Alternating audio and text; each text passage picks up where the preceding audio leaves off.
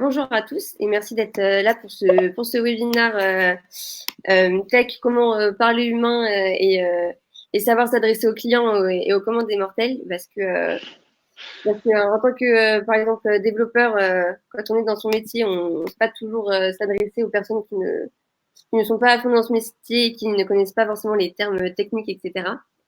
Euh, Rapidement, pour un petit rappel, moi c'est Tiffany, je suis la responsable marketing de Cherrypick. Cherrypick, on est une plateforme de freelance tech et digital, donc on vous permet de trouver des missions qui vous correspondent en termes de compétences, mais aussi en termes de personnalité et de vos envies. Et donc aujourd'hui, on a invité Guillaume pour vous apprendre un peu mieux à comment vous exprimer pour pouvoir peut-être un peu mieux réussir vos entretiens, mieux collaborer quand vous êtes chez le client, etc. Merci à tous et je vais laisser Guillaume se présenter un peu plus en détail. Merci Tiffany. Bonjour à tous. Donc, alors, je vais me présenter, mais dans 2 secondes, parce que en fait, c'est mon second slide. Juste pour info, j'ai demandé à Tiffany de vous poser un petit sondage. Donc, il y a 2 petits sondages à répondre qui me permettent de savoir qui vous êtes, à qui je m'adresse, et du coup, probablement mieux répondre et mieux orienter mon discours dans cette conf. Du coup, Donc n'hésitez pas à aller dans l'onglet sondage et de répondre aux 2 petites questions, s'il vous plaît. Ça me permettra de savoir qui vous êtes. Voilà, donc on est parti. Bonjour, je m'appelle Guillaume Fort-Dumont et donc je suis alors pour faire rapide, je suis un vrai geek. Je suis un ingénieur d'EPITA. Je suis sorti il y a pas mal de temps maintenant. J'ai travaillé chez différents éditeurs. J'ai fait même de l'avant-vente technique, donc costard, cravate, mallette, et je codais pas. J'avais besoin de, moi, voilà, je suis un vrai geek, et donc du coup, 1 an et demi comme ça m'a calmé et j'ai voulu revenir dans la technique. Donc je suis allé bosser dans une SS2I où j'ai pu faire pas mal de choses, voir pas mal de secteurs et faire pas mal de métiers différents. Ce passage-là en SS2I donc c'est les ESN pour le nouveau dialogue. Euh, Ce passage-là m'a permis de faire beaucoup de finances, donc de voir pas mal de choses là-dedans. C'est pas du tout un secteur qui m'intéresse, mais voilà, je l'ai fait.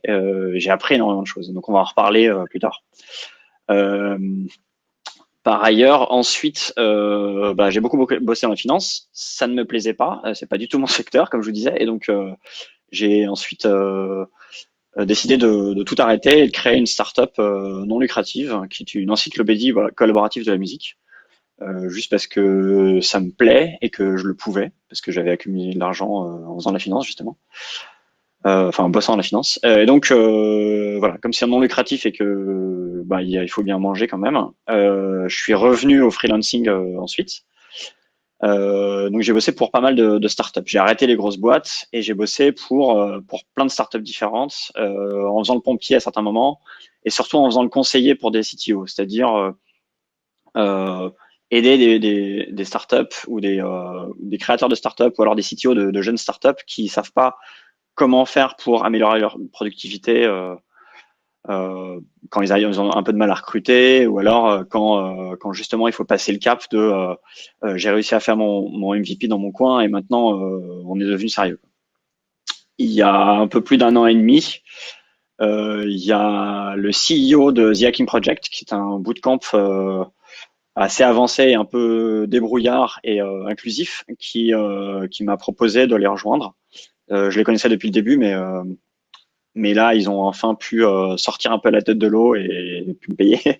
Et donc, du coup, voilà, je suis devenu le CTO de cette boîte-là, qui est, là, c'est pareil, c'est un sujet que j'adore. Et donc, du coup, voilà, je peux enfin travailler dans une boîte à la taille qui m'intéresse, sur un secteur qui m'intéresse vraiment et me faire plaisir.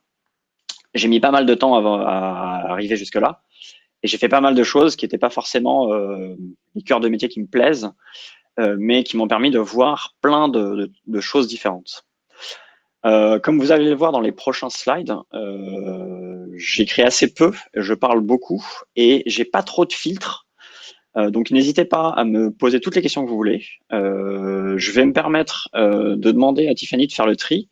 Et moi, je vais essayer de regarder si j'arrive à multitasker à ce point-là.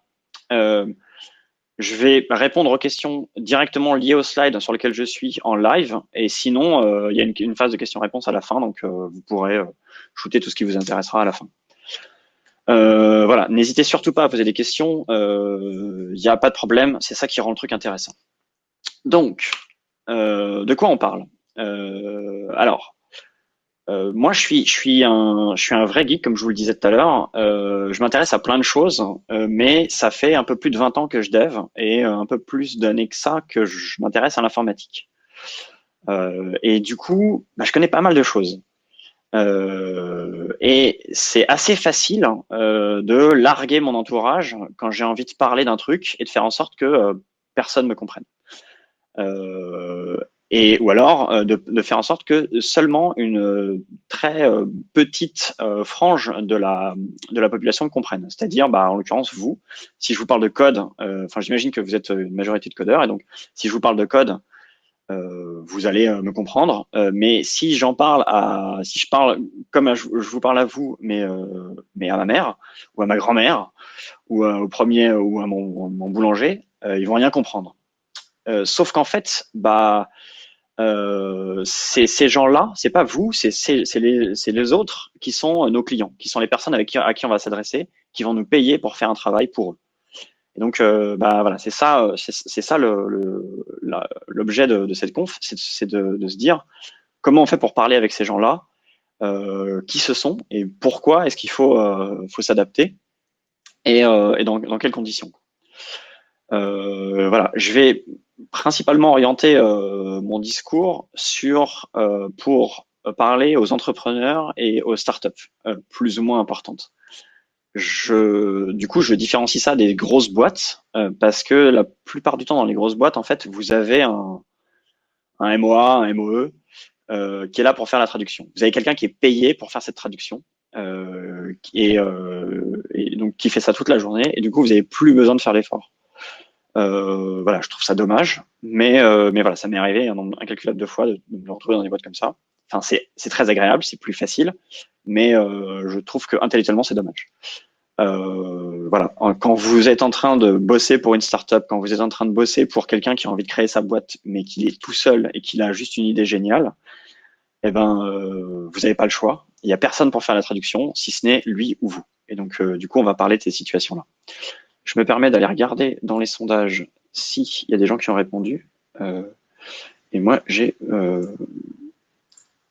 pas les réponses. Ah si, ok.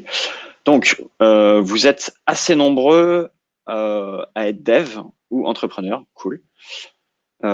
Potentiellement les deux. Et pas mal à avoir pas mal d'expérience, donc ok, c'est cool. Bah, on va voir ça. Ok, ça marche. N'hésitez pas à répondre pour ceux qui n'ont pas encore répondu. Allez dans l'onglet sondage, s'il vous plaît. Voilà, pour continuer sur expliciter le sujet, je vais vous proposer de vous mettre à la place de la personne que vous avez en face. C'est-à-dire que mine de rien, quand vous allez euh, quand vous avez besoin de faire travailler quelqu'un, ben, d'utiliser le travail de quelqu'un plutôt, vous allez bien comprendre ce qui se passe. Moi, en tout cas, je déteste ne pas comprendre. Bon, je suis peut-être spécial, mais j'aime bien tout comprendre en l'occurrence. J'aime pas du tout avoir besoin de la personne et être obligé de la payer et potentiellement de la payer cher, mais de pas comprendre ce que cette personne est censée faire. J'imagine que vous êtes déjà allé chez le médecin.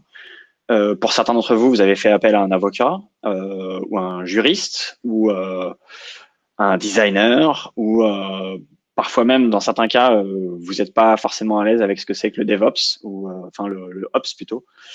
Voilà, en fait, il y a plein de sujets différents dans lesquels vous allez potentiellement vous retrouver avec quelqu'un en face qui est capable de parler d'un langage hermétique, dont je parlais tout à l'heure, c'est-à-dire un langage où il peut tout à fait vous parler, vous expliquer ce qu'il est en train de faire avec un vocabulaire qui est complètement étranger. Et donc, du coup, vous allez être là en train de le regarder avec des grands yeux et faire merde, je sais même pas de quoi il me parle.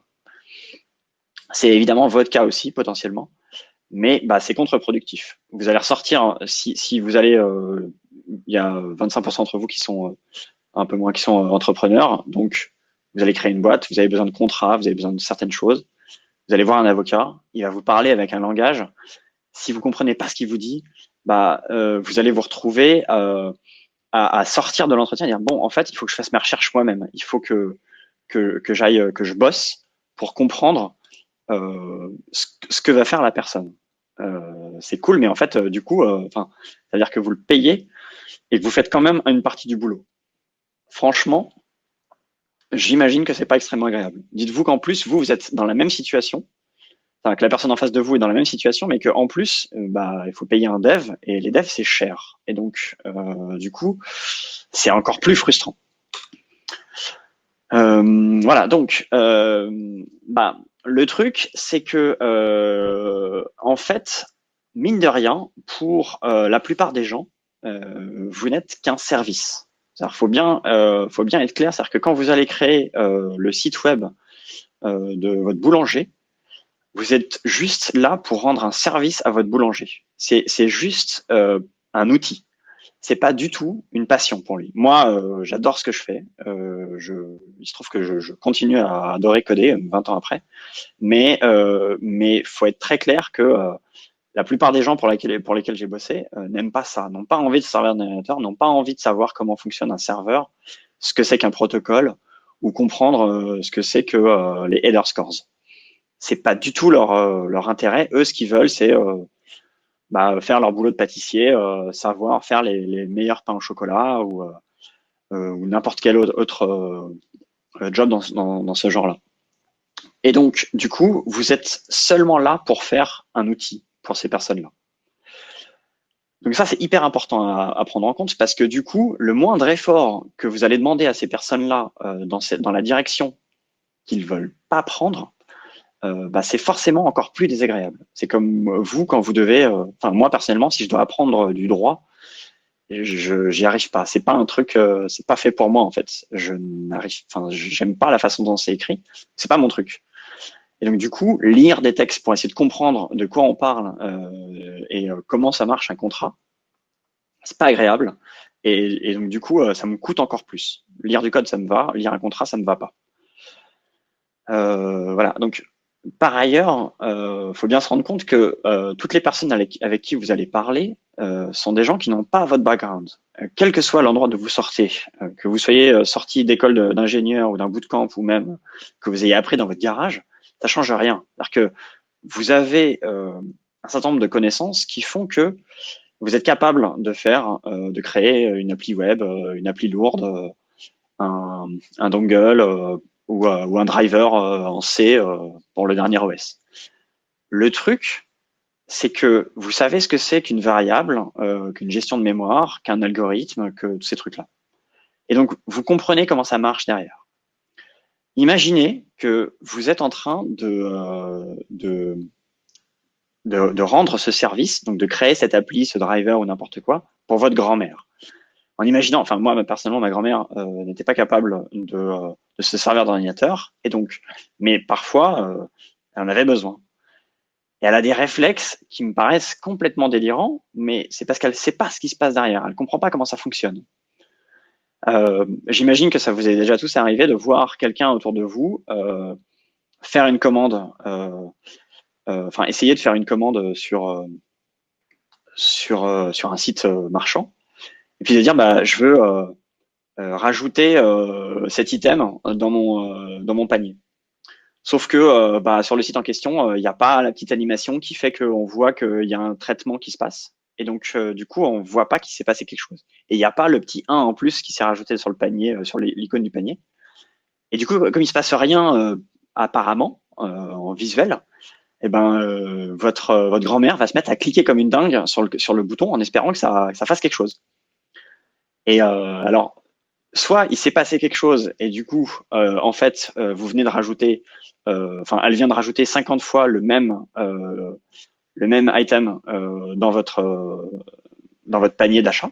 Et donc, du coup, vous vous retrouvez avec une commande gigantesque alors que vous vouliez juste en commander un. Soit en fait, il y a effectivement un petit problème avec le serveur, pour une raison ou une autre, il met un peu de temps à répondre, la query passe pas ou j'en sais rien.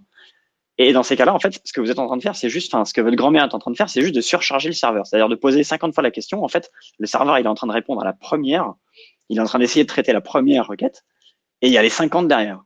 Évidemment, ça ralentit encore plus le serveur, qui va mettre encore plus de temps à répondre à la première réponse.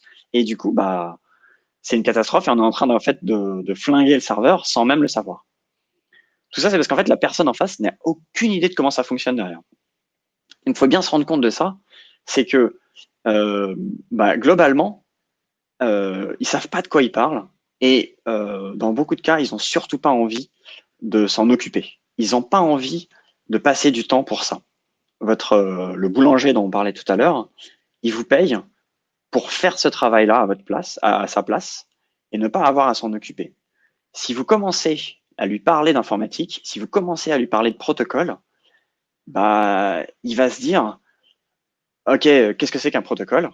Dans le meilleur des cas, il vous pose la question et vous pouvez lui répondre. Alors c'est cool, vous lui avez enseigné quelque chose, mais vous allez passer à ce que c'est qu'un serveur, ce que c'est que bon, moi je fais du Rails en l'occurrence, donc en ce moment, donc du coup, bah, ce que c'est qu'un contrôleur, ce que c'est qu'une vue, et en fait, finalement, petit à petit comme ça, vous allez lui apprendre votre métier.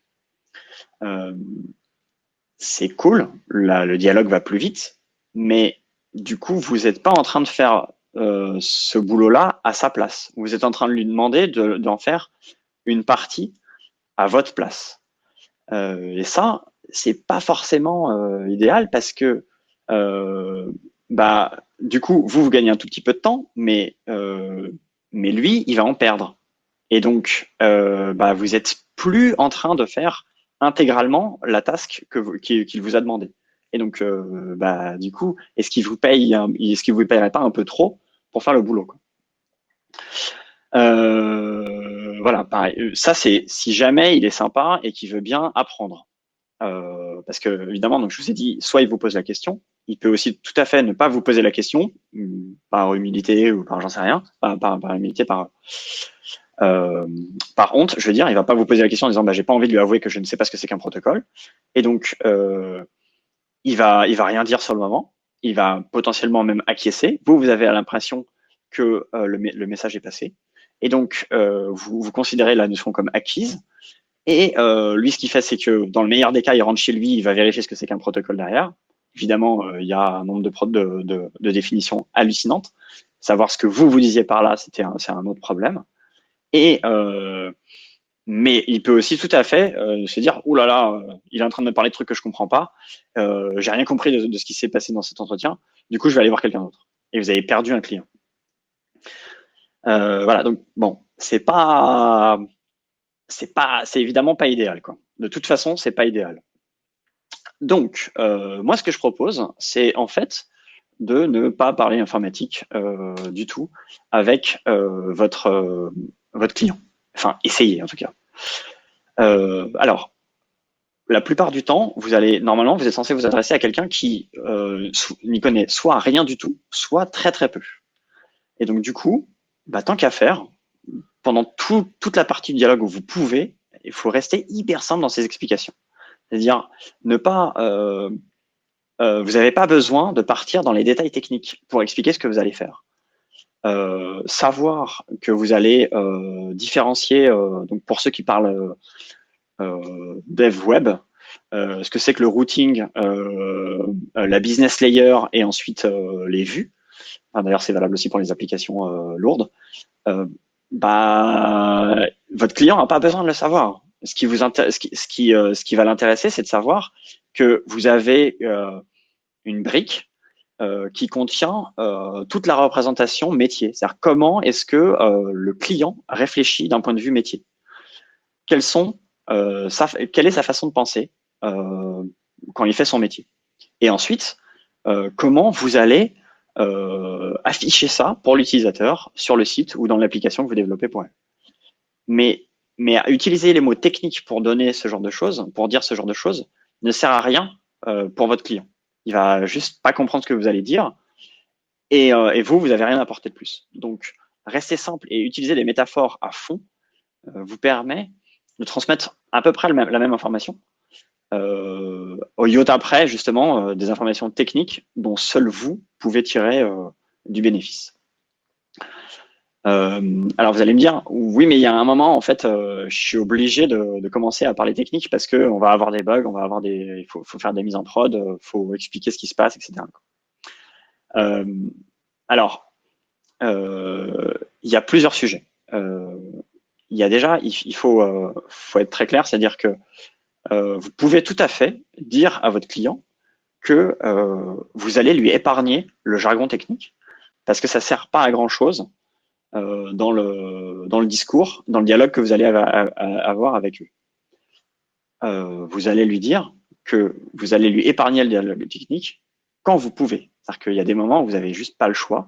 Il faut bien être capable de dire bah, j'ai eu un problème en production ou alors j'ai un problème sur mon application en local. Donc, il faut expliquer les différences qu'il y a entre une application locale et l'application en prod. Ça, ouais, vous n'avez pas le choix, il va falloir le dire.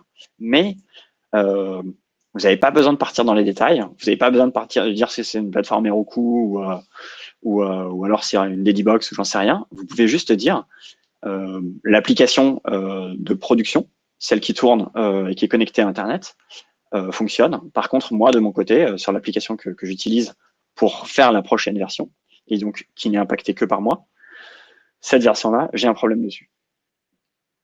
C'est beaucoup plus simple et c'est compréhensible par le commun des mortels, entre guillemets. Évidemment, alors moi je vous recommande vivement la transparence totale avec son client. C'est-à-dire, évidemment, le jargon technique, le langage hermétique, ça permet de cacher des choses. Ça permet de noyer le poisson et de pas dire qu'on a un bug, qu'on a un problème, qu'on ne sait pas faire telle ou telle chose, etc. Quoi. Moi, j'ai un peu tendance à faire l'inverse, c'est-à-dire être ultra transparent, dire tout de suite la vérité, et donc de dire dès le début, ça, je ne sais pas, je suis pas certain de comment je vais le faire. Et donc, quand je fais mon estimation de charge à un client, je dis bah ça, je vais vous mettre, ça c'est à peu près une journée, ça c'est une demi-journée, ça c'est quelques minutes, donc tant pis. Ça, je sais pas, je pense que j'en ai pour une semaine, mais je suis pas certain. Et voilà, ça j'en ai pour 2 jours. Et là, en revanche, ça c'est le seul point que vous me donnez où bah je sais pas comment on fait. Je sais que c'est faisable. Je l'ai déjà vu quelque part, mais je l'ai jamais fait moi-même. Donc il va falloir que je fasse de la recherche, il va falloir que je creuse et que je vous trouve une solution. C'est beaucoup plus facile à comprendre comme discours pour quelqu'un qui n'est pas du domaine. Évidemment, c'est pas rassurant. Dit comme ça, c'est pas forcément rassurant parce que votre client va dire ouh là là, il sait pas ce qu'il fait. Sauf qu'en fait, si vous êtes justement ultra transparent et que vous dites tout ça je sais faire, j'ai vraiment aucun problème, et ça, bah, je sais que ça se fait, y a pas, enfin, ça va se faire. Juste, je l'ai jamais fait moi-même. C'est complètement différent que de dire je ne sais pas faire. J'ai aucune idée de comment ça va être fait. C'est pas du tout la même façon de parler. Et du coup, vous êtes en train d'admettre vos potentielles faiblesses à votre client, à votre potentiel client lui aussi. Il se trouve que de mon expérience, dans la majorité des cas, en fait, votre potentiel client, il aime bien que vous soyez humain. Il préfère que vous soyez humain et que vous soyez là en train de lui dire, bah, je sais pas, je suis pas Dieu, je connais pas tout. Par contre, je peux creuser, je peux taffer, je suis là pour travailler pour vous, et donc du coup, je vais passer du temps à travailler et à apprendre pour vous. Ça se comprend plus facilement.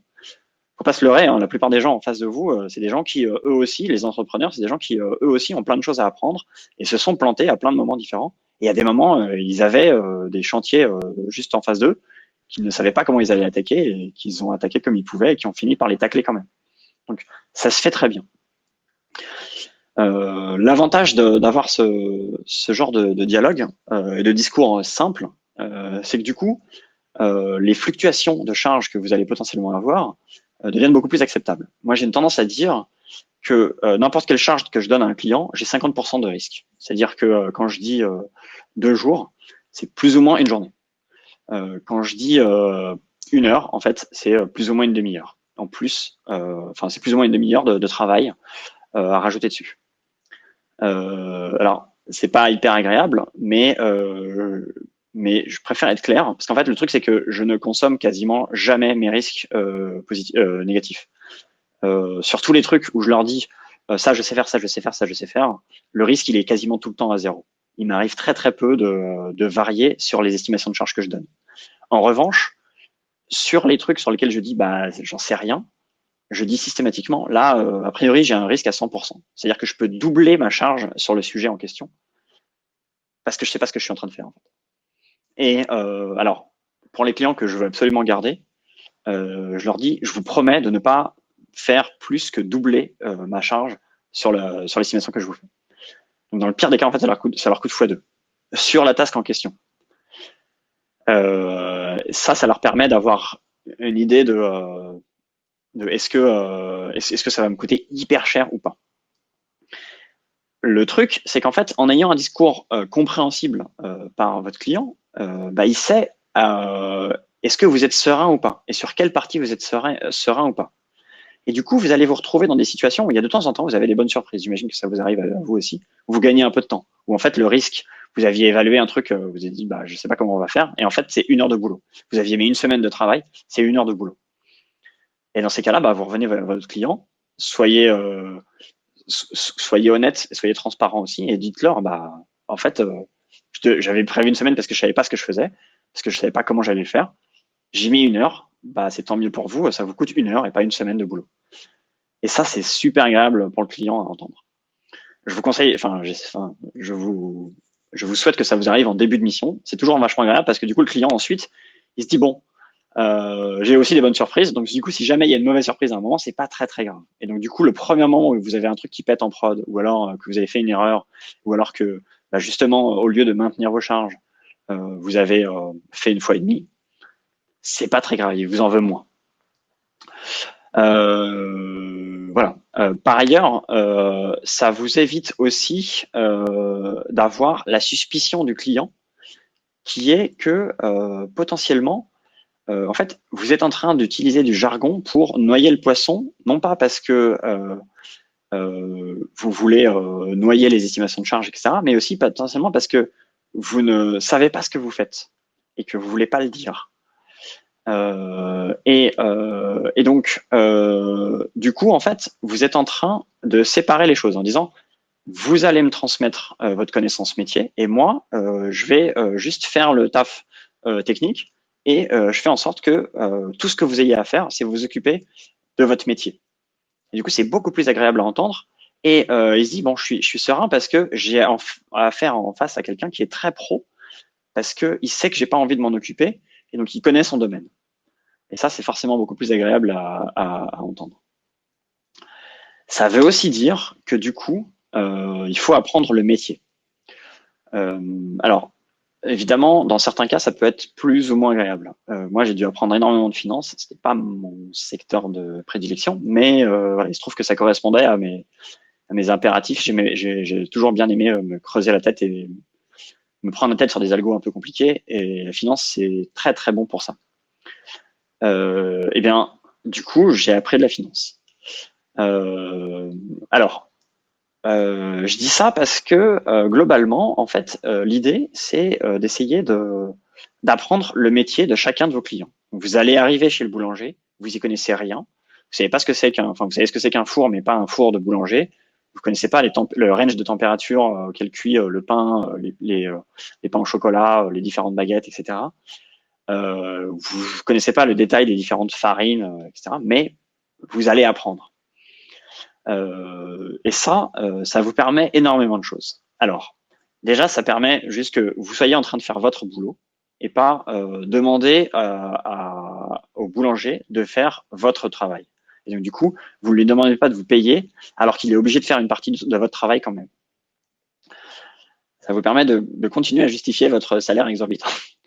Voilà. Par ailleurs, de toute façon, il y a un certain nombre de sujets qui vont revenir en boucle, tout le temps les mêmes choses. C'est-à-dire les gestions utilisateurs, les paiements, les commentaires, les FAQ, la gestion, la RGPD, ces choses-là, en fait, c'est des choses qu'on commence à avoir partout, tout le temps. Et donc, il y a un moment, en fait, vous allez commencer à maîtriser la chose. Et donc, vous n'avez pas besoin de demander à votre client d'apprendre ça. Vous savez très bien faire, donc vous allez le faire à sa place. Et vous aurez accumulé les connaissances de votre client d'avant et de tous vos clients d'avant pour encore mieux répondre à la problématique de votre client actuel. Par ailleurs, ça va vous donner une façon de voir les problèmes sous différents angles, avec différents prismes. Et ça, c'est super efficace pour arriver à trouver de nouvelles solutions à des problèmes qui vous semblent ou qui semblent d'un seul prisme, qui semblent insolvables. Mais en fait, en le regardant complètement différemment, ça devient un problème facile en fait à résoudre. Voilà, ça peut paraître délirant, mais en fait, moi j'ai travaillé donc dans le trading, beaucoup de trading. J'ai travaillé dans l'approvisionnement de l'eau. J'ai fait de la vente de vêtements pour femmes. J'ai évidemment travaillé dans la musique et maintenant je travaille dans l'éducation. Et en fait, à chaque fois, j'ai passé pas mal de temps au début à voir à essayer de comprendre comment marche le client, de quoi il parle, qu'est-ce qu'on est en train de faire en fait. Pas essayer de lui parler d'un serveur, etc., mais vraiment purement de son métier. Et d'utiliser son vocabulaire pour apprendre à parler le même langage que lui. Il y a plusieurs énormes avantages à ça. En dehors du fait que vous pouvez continuer à maintenir vos salaires exorbitants, il y a le fait que du coup, vous devenez de plus en plus bon dans votre domaine. Parce qu'en fait, mine de rien, vendre des posters de chats ou vendre des robes à des femmes, c'est la même chose, mais c'est pas la même chose. Et donc, du coup, il faut adapter la connaissance que j'ai de la vente de posters de chats pour la vente de robes pour les femmes, mais par ailleurs, apprendre la différence qu'il y a et affiner notre connaissance pour répondre comme il faut. Parce qu'évidemment, la taille des cadres, l'âge des chats pris en photo, c'est bien gentil, mais en fait, c'est pas ça qui va faire que notre sélection, notre fil de sélection quand on veut faire l'index des items qu'on peut acheter sur le site de robes pour femmes, forcément, ça n'a plus rien à voir. Et donc, du coup, savoir comment je vais faire mon filtre va se baser entièrement sur le métier. Et ça, il n'y a pas de secret. C'est votre client qui va vous le dire. C'est votre client qui sait comment on vend des robes de femmes. Et donc, c'est votre client qui va vous dire, voilà, c'est de cette façon-là qu'on sélectionne. Et donc, typiquement, les tailles de poitrine, c'est pas la même chose que la taille de hanche et que le tour de taille. En fait, ces petites choses-là vont vous permettre de mieux répondre à votre clientèle, en fait, à la clientèle de votre client. Et du coup, d'être bien meilleur dans votre réponse à son besoin. L'autre truc, si certains d'entre vous font des tests, écrivent des tests pour leurs applis, je sais que beaucoup de clients n'aiment pas trop ça parce que ça coûte cher, mais ceux qui se sont aperçus que c'était indispensable, ils finissent par bien aimer. Et du coup, là, ça commence à être vraiment sympa parce que, en fait, au moment où vous allez commencer à lui dire, voilà, en fait, pour l'instant, j'ai pas fait le site, j'ai fait juste la business layer, et donc j'ai écrit 2-3 classes qui vous permettent de savoir comment on représente votre site de vente de robes pour le commun des mortels. Et ben, du coup, vous allez vous retrouver à parler métier. C'est-à-dire, vous avez une classe dress, une classe, je vais parler en français, une classe donc robe, une classe top, une classe accessoire, une classe, en fait, finalement, on va avoir une classe couleur parce que vous vous apercevez, en parlant avec votre client, vous apercevez que c'est pas juste une couleur. En fait, c'est des tons et que il y a des associations à faire parce que vous pouvez pas mélanger tel ou tel truc. Vous avez besoin d'une classe sur les matières, sur les tissus, sur les matières pour pouvoir les associer entre elles et vous faire une bonne sélection pour associer différents vêtements entre eux. c'est débile, mais en fait, je ne saurais même pas ça si j'avais pas travaillé longtemps dans la mode féminine, de façon à être capable de comprendre que juste faire un énum des couleurs déterminées, bah, je sais pas, même par exemple par ce qu'il y a dans les CSS, ça ne suffit pas. Et donc, bah, de base, moi en tant que geek, c'est ce que j'aurais fait. Et, euh, et, et bah, en fait, la réponse est fausse et largement insuffisante. Donc en fait, en parlant métier avec votre client, vous allez lui permettre de savoir où est-ce qu'il y a des trous dans votre réflexion. Parce que forcément, lui, ça fait 20 ans qu'il vend des robes. Là, il va se faire un site parce que bah, c'est le confinement et donc du coup, il va les vendre sur le net. Ok, cool. Mais du coup, lui, ça fait 20 ans et donc du coup, il sait comment ça se vend, quelles associations on fait, etc. Et donc du coup, le moment où vous allez lui dire, ok, donc j'ai représenté votre métier de cette façon. Vous avez une classe, vous avez une représentation de ce que c'est que les tops, une représentation de ce que c'est que les robes, et une représentation de ce que c'est que les accessoires. Du coup, quand votre client a mis une robe dans son panier, ben, on va lui proposer une sélection, enfin, en fait, de rajouter un top dessus. Et puis, on va lui proposer toute la sélection. Et là, votre client, il dit, bah non, en fait, il faut que ce soit au moins de la même taille et de la même matière potentiellement. Ok, mais du coup, les matières, comment je les obtiens? Et il va vous dire, bah, les matières, c'est en fait, c'est pas juste une matière précise, c'est une association de matières. Et donc, du coup, il va falloir voir comment ça se fait. Et du coup, vous allez très vite comprendre, avec sa façon de lui expliquer, vous allez très vite comprendre que c'est plus compliqué que juste faire un énum. Et donc, du coup, on va créer une classe. Et en fait, vous allez déduire votre implémentation de sa façon de vous expliquer son métier. Donc, en fait, c'est lui qui fait le boulot. Et ça commence à devenir assez agréable. Et pour revenir à mon sujet initial, désolé, j'ai dérivé, mais pour revenir à mon sujet initial, une fois que vous avez fait ce premier travail-là, quand vous faites vos tests, il y a un moment, vous pouvez utiliser, donc certains qui font du dev web, je sais que ça existe en Rails, en C Sharp, etc. Il y a un truc qui s'appelle Cucumber, qui vous permet d'écrire des tests. En fait, c'est quasiment de l'anglais. Et donc, bah, du coup, pour un peu que votre client parle anglais, ou alors vous avez juste à lui traduire, en fait, mais enfin, c'est des phrases. Les tests, c'est des phrases. Et donc, du coup, c'est même plus vous qui écrivez vos tests, c'est votre client qui fait vos tests d'intégration.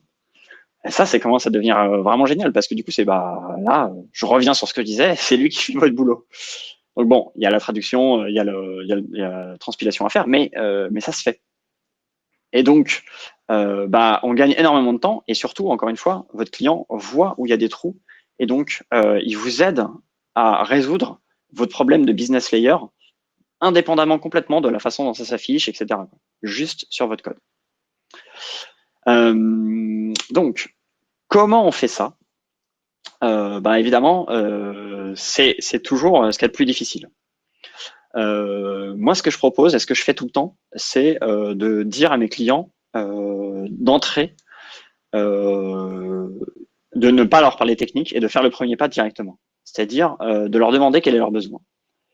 Et de ne surtout pas me moquer d'eux quand ils vont se tromper. Parce que faut être clair, vos clients vont se tromper. Ils vont essayer de vous parler technique, ils vont essayer de faire les grands en disant j'ai besoin d'un site avec de l'IA, avec du machine learning, etc. Et en fait, bah, j'imagine que la plupart d'entre vous savent que une succession un peu bien gaulée de if, ça suffit largement. Voilà. Donc, il y a plein de petites choses comme ça où ils vont avoir le mauvais vocabulaire. Ils vont pas parler comme il faut. Et donc, bah déjà, vous pouvez les rassurer tout de suite en leur disant non, non, mais en fait, dites-moi avec votre vocabulaire, avec vos mots, ce qui vous intéresse, ce que vous voulez qu'on fasse, et on va retravailler ça ensemble. Il va utiliser du mauvais vocabulaire technique, vous le reprenez pas, vous l'écoutez, et surtout, vous écoutez son vocabulaire métier, parce que là, il se trompera pas. Ce que c'est que quelle farine il doit utiliser, quel type de four il doit utiliser, à quelle température, etc. Ça, il le sait. Et donc, du coup, vous notez ces trucs-là. Et je suis désolé, le chat est hyper fort dans mes oreilles. C'est pour ça que je sursaute à chaque fois que quelqu'un pose une question. Donc, je vais répondre, je vais lire ensuite. Hein, je finis juste mon slide. votre client va utiliser le bon vocabulaire métier et probablement très mal le vocabulaire technique. Et donc, vous ne le reprenez pas, vous écoutez, vous notez tous les termes de vocabulaire, que vous les compreniez ou pas, parce que vous savez, le vocabulaire métier, je veux dire, parce que vous savez que ça, c'est du vocabulaire qu'il va falloir réutiliser par la suite.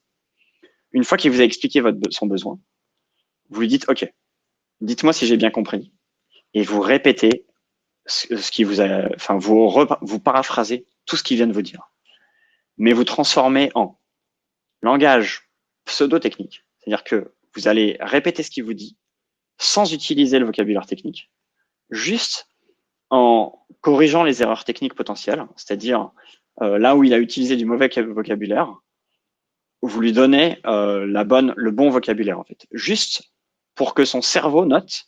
Vous n'êtes pas obligé de lui mettre la tête dans le caca en lui disant t'as mal dit.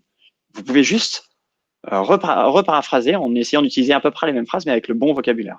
Comme ça, il sait, son cerveau va enregistrer quelque part que là, il s'est gouré. C'est pas grave, vous ne lui en voulez pas.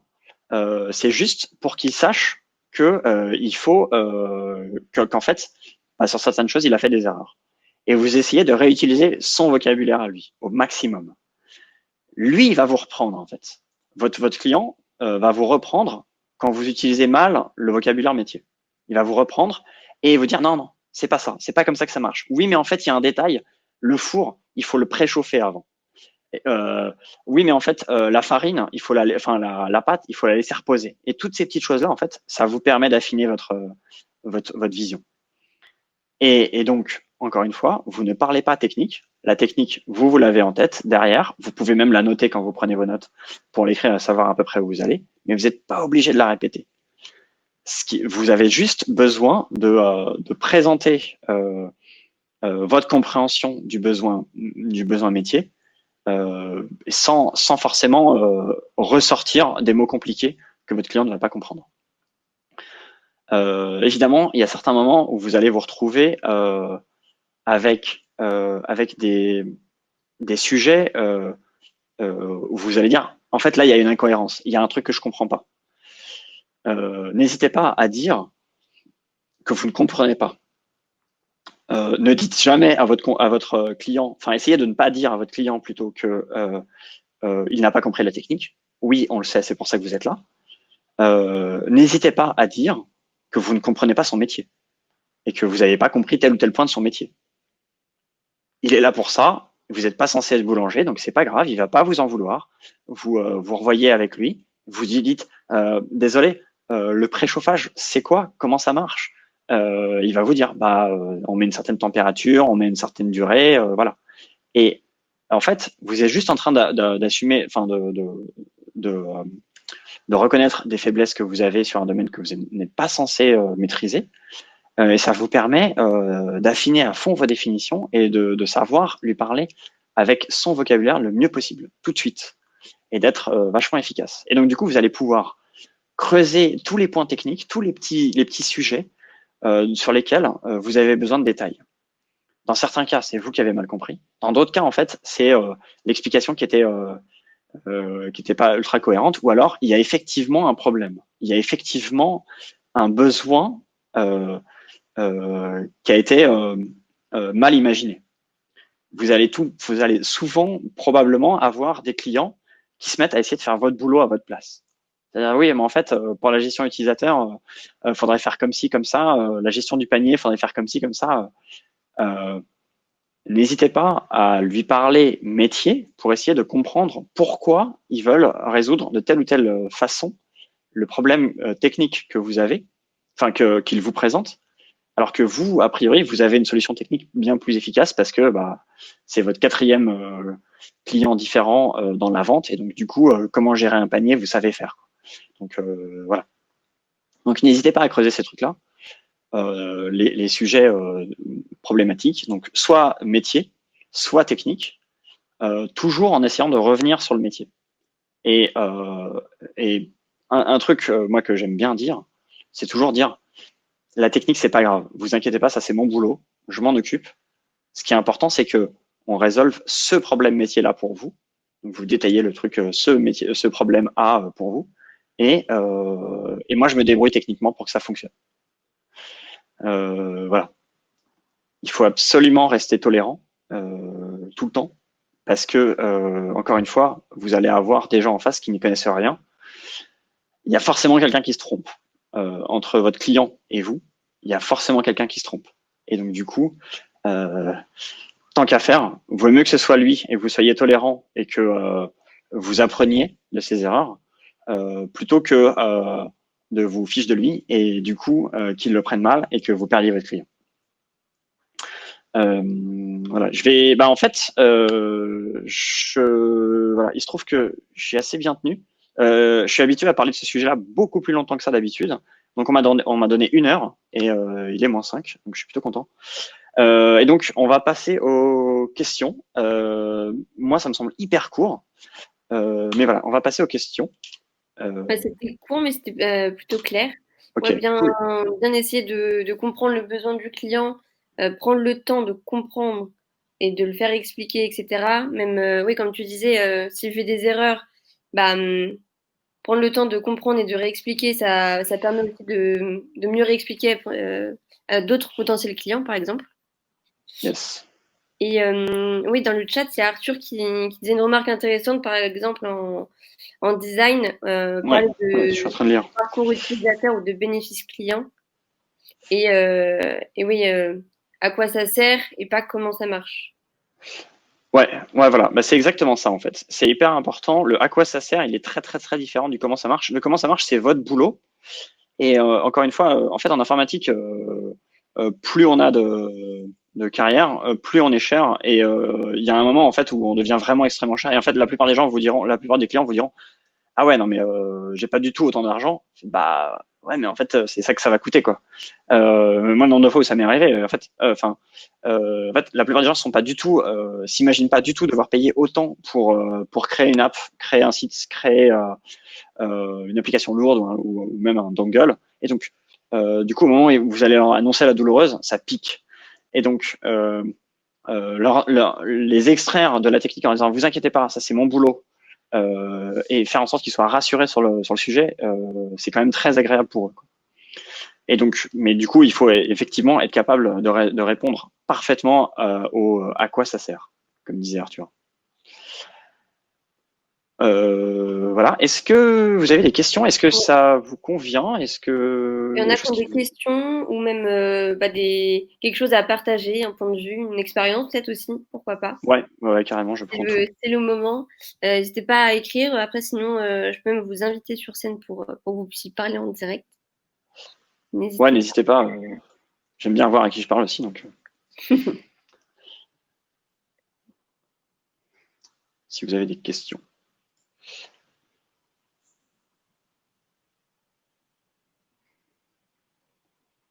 Ah, il y a Elodie qui est en train d'écrire.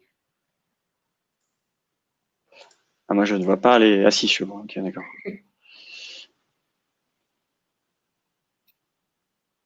Ah oui, c'est vrai que les tarifs, souvent, ça peut être un frein auprès des clients, mais c'est bien oui, leur faire comprendre vraiment à quoi ça sert, qu'est-ce que ça va leur apporter, et les rassurer un peu avec leur expertise, parce que c'est vrai qu'aujourd'hui, sur Internet, on peut trouver un peu de tout. Oui, vous aurez un super site pour 10 euros, mais il faut leur faire comprendre vraiment toute l'expertise et tout l'accompagnement que vous pourrez leur apporter derrière. Ça, c'est super Ouais, voilà. important. Et c'est ça, et c'est aussi... donc, c'est là où, en fait, je vais lire la question d'Elodie juste après. C'est là où la question de l'accompagnement technique devient un petit peu difficile. C'est que l'accompagnement technique, justement, on est en train de commencer à parler technique, et donc il va y avoir des moments des zones de flou entre je parle que métier à mon client et en même temps, bah, je suis là pour résoudre un problème technique. Et donc, du coup, quand j'ai un problème en prod, quand j'ai un deploy qui marche pas ou quand j'ai une migration de données qui a explosé, comment je fais ça, comment je dis ça à mon client, alors que je vais pas parler technique jusqu'à maintenant. Et bah, l'avantage d'avoir, c'est pour ça que moi j'aime bien donner une estimation de risque. C'est que comme ça, il y a pas trop de surprises et je dis, vous inquiétez pas, en fait, c'est géré. Ça, c'est assez rassurant pour beaucoup. Enfin, en tout cas, c'était très rassurant pour mes clients généralement. Elodie qui demande que conseillerais-tu à un freelance junior pour améliorer son estimation de charge quand au début toutes les tâches sont dans la zone 100% de risque. C'est une très bonne question. Alors, normalement, l'estimation de charge, elle n'est pas censée être 100% de risque complètement sur tout. C'est-à-dire que donc je vais reprendre mon cas de ma carrière actuelle. J'ai eu plusieurs carrières dans ma carrière et donc j'étais architecte logiciel pour des applications C# en trading en particulier, mais ça n'a rien à voir sur l'estimation de charge, ça n'a plus rien à voir. Quand je bossais là en freelance, j'ai bossé en freelance pour des devs pour des entrepreneurs en face to face avec un seul client en face. Donc je faisais du développement web en Ruby on Rails. Et donc j'ai fait plusieurs sites comme ça. Et à chaque fois, évidemment, on me demande des choses. Bon, c'est tout le temps soit des marketplaces, soit des portfolios, soit des choses comme ça, quoi. Donc c'est tout le temps à peu près pareil, ou alors des réseaux sociaux. C'est tout le temps à peu près les mêmes choses. Et en fait, dans beaucoup de cas, en fait, on va pouvoir commencer à découper le projet et se dire, ok, donc que ce soit un portfolio, enfin que ce soit une marketplace ou un réseau social ou un machin comme ça, il me faut une gestion de l'authentication, authentification, autorisation, login, password, renouvellement de password, etc., quoi. En Ruby on Rails, par exemple, ça se fait avec une librairie qui s'appelle Devise. Enfin, l'immense majorité des gens font ça avec Devise.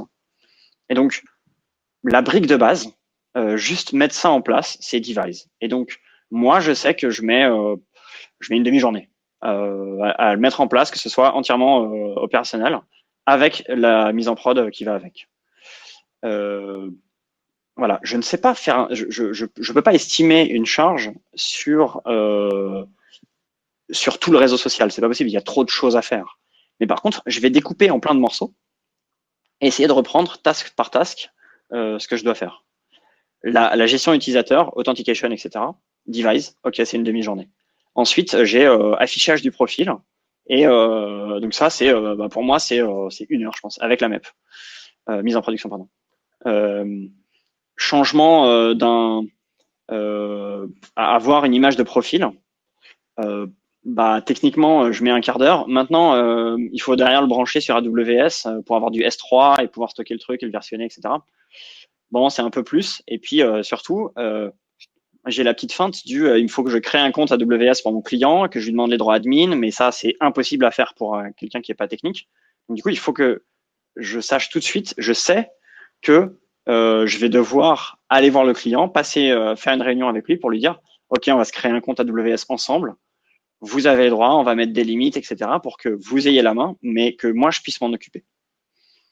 Et donc, en fait, ce que je viens de faire, là, mine de rien, c'est découper en disant, j'ai une gestion de la ressource de l'image utilisateur et j'ai une dépendance sur la gestion de la librairie, enfin du package qui permet de gérer AWS. Et ensuite, j'ai une réunion avec le client.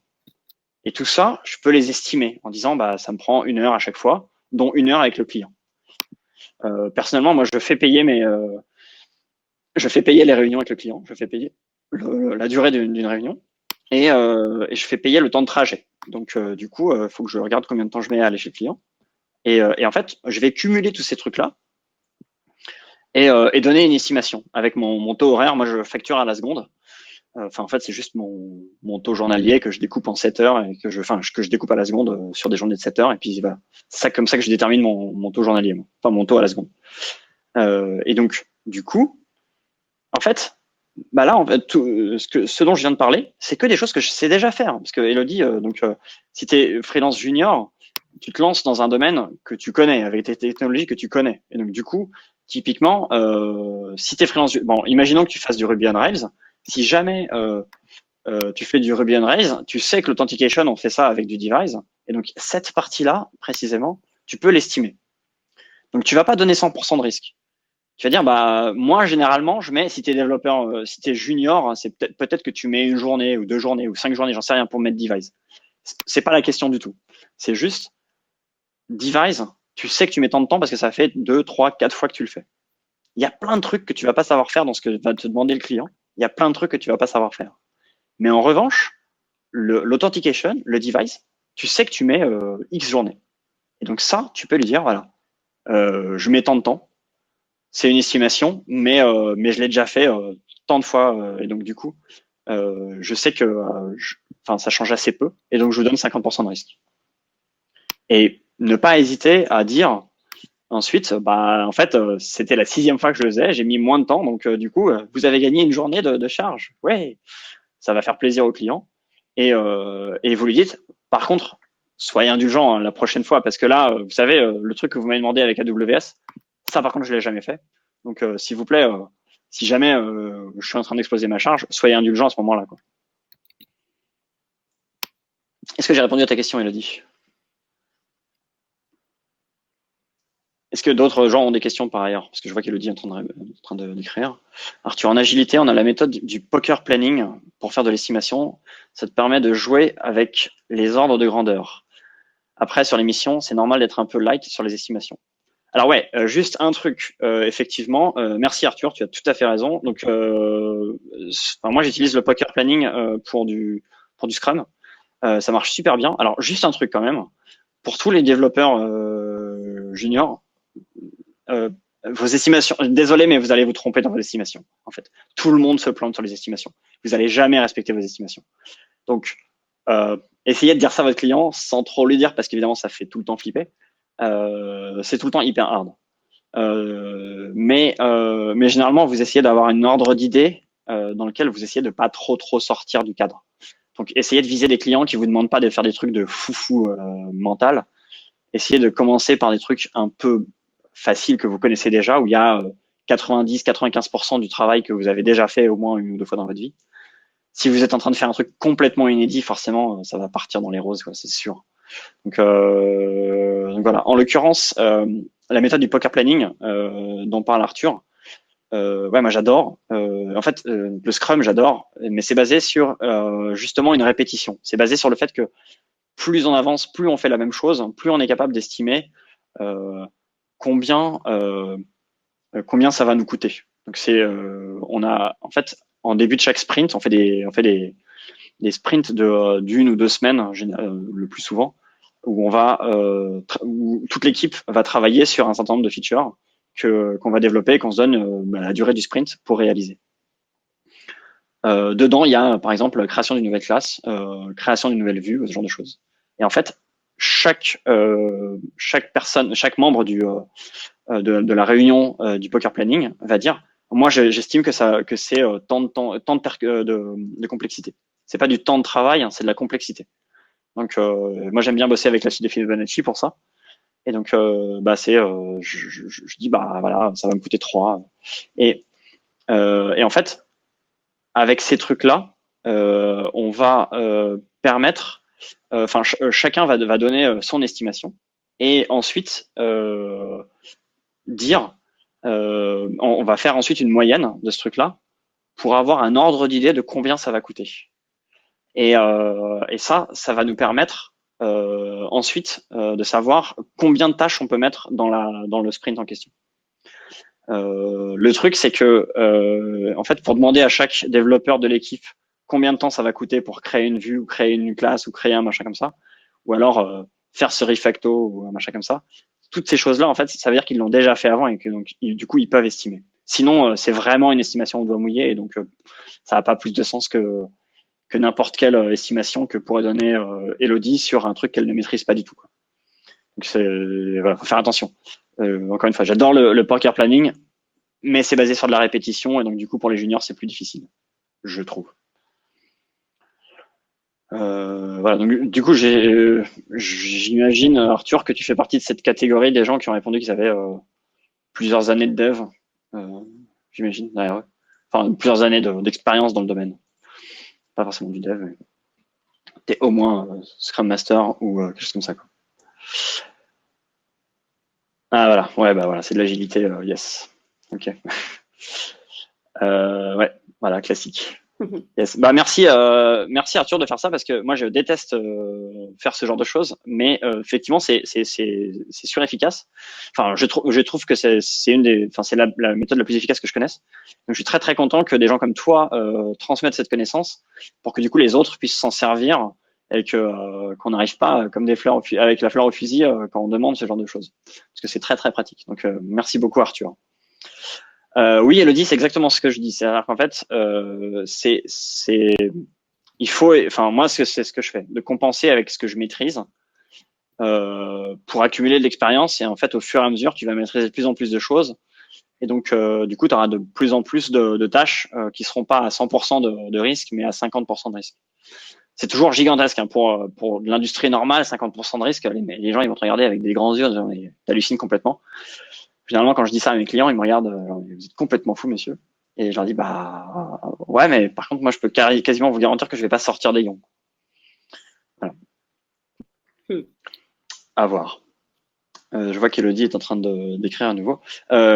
Si d'autres gens ont des questions, n'hésitez pas. Hein, voilà, ou même des remarques ou des choses pas claires. Oui, n'hésitez pas, c'est le moment. Yes, carrément.